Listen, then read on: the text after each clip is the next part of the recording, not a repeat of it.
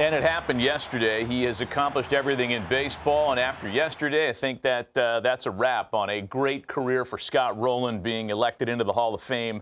Yesterday, the live announcement on MLB Network. Among those that know him best, that spent no fewer than 5 years as a teammate, Doug Glanville, who in Philly was teammates with Scott. And I think I had that right, Doug. 5 years, your careers intersected in Philadelphia. Doug joins us to share his thoughts on the announcement yesterday. Good morning, Doug. Thanks for having some time for us here today. I guess, you know, in the 6th year of eligibility, Scott Rolen's elected into the Hall of Fame. But in the minds of a lot of ex-teammates, and I'm guessing you're one of them that feels this way, there was never a doubt that he was a Hall of Famer. Yeah, guys, I mean, no question about it. He was a guy that was so steady. And so I imagine that might be the reason it's as a ball player. But there's no doubt that his consistency and his steadiness was an asset to his game. We watch someone play every day. I got a chance to see this all the time about having great defense and being able to run the bases with his, hair on fire, literally. And the way he brought so much to the game, but he was steady, and that's why we called him Rock, Rock Rolen, because he had that sureness and that certainty about how he approached the game. So I always appreciated his principles, the way he just steady as you go to work, go home. It's not about the show, and got the job done. Doug, I got to see him from the outside looking in, and I shared a little story about how I thought he worked. Give me your perspective on being on the inside, because you talked about steady, consistent, the Rock. All those things mean to me like the dude's bringing his lunch pail to the office and he gets after. But there was a seriousness about him during BP and taking his ground balls that I think was a little different than most players.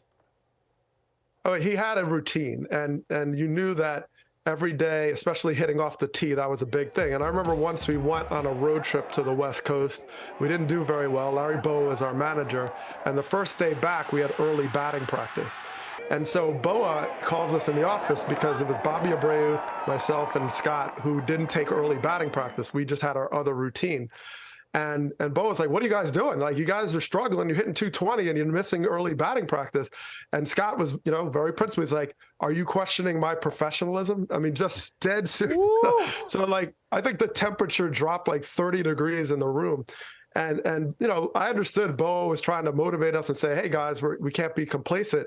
But Scott just had his routine, and he trusted it inherently that this was his ritual. This is how he gets prepared. And it doesn't matter what you think, that this is what I know I need to do. And so he had a very serious approach to the pregame. And another scenario, when Jimmy Rollins first came up and got called up, Jimmy was fun-loving, total opposite of Rolen when he first got called up. Rolen doing his job. Jimmy was about the show. And Jimmy would talk through every swing in batting practice. Oh, did you see that? Oh, look at the backspin get the ball out of here. He was just like constantly, and he'd been up for like a week. So Scott calls Bobby Abreu and I aside and says, okay, guys, I don't want to blindside you, but I'm kicking Jimmy Rollins out of our group effective tomorrow. Okay, I'm just telling you and if you have any thoughts, you can say something, but I'm kicking him out of the group. And that was it. And we just like had to let's let it happen. And Jimmy didn't talk for like days. But of course, Jimmy found his great career. So Scott just had his rituals and his routines, but he was also very funny at the same time. That is an incredible story. I love that. I want to kind of peel back another layer with you, Doug, on those early Philly years, because for you, after 2 years with the Cubs, you're traded over to the Phils. 98, 99, 2000 Phillies wasn't very bueno, man. You guys finished mid to bottom of the pack.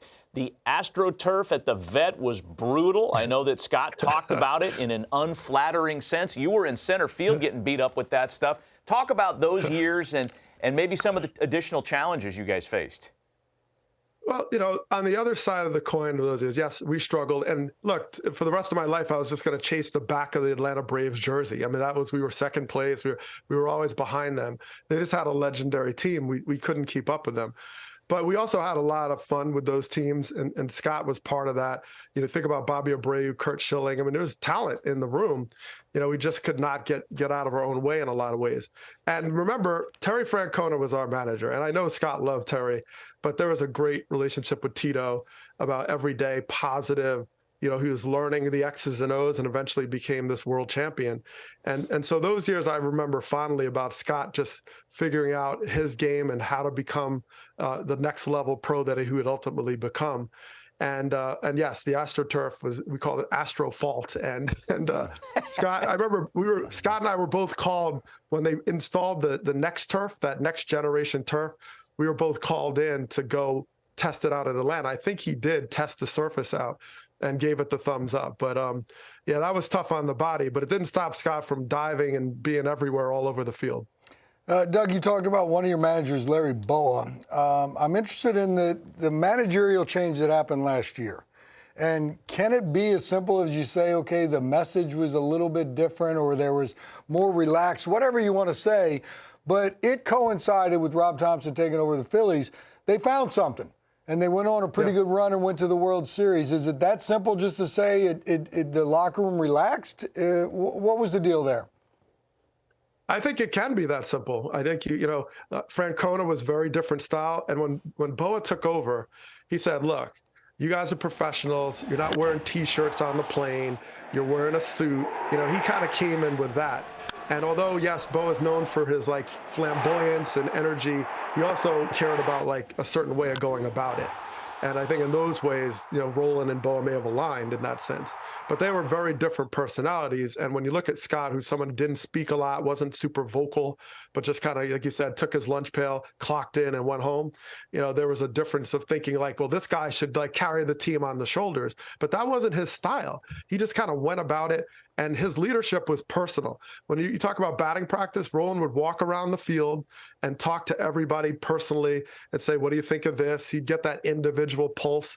I remember one time, and this is how straight shooter Scott is, the second half of the season starts after the All-Star game, and he's doing his thing and walking around. He comes to center field. And I was kind of excited, I think we're going to get better. And he says, look, Doug, this is how it's going to go. Okay, the Braves are playing 800 baseball right now. We're at 500. So if the Braves play 500 baseball the rest of the way and we play 800 baseball, we still won't catch them. The season is over. so just we got to just play for something else. Hey, Doug. So Scott just ice cold. We really appreciate the memories here, man. Some great stories, and thanks for sharing that with us. You are living the golden era of Philadelphia sports as a UPenn guy. Eagles are a win away from a Super Bowl. Sixers are resurgent. The Phillies are the talk of the town. So way to go, man. Enjoy it, live it up, and thanks for being with us, Doug. We appreciate the time. Okay, guys. Thanks for having me.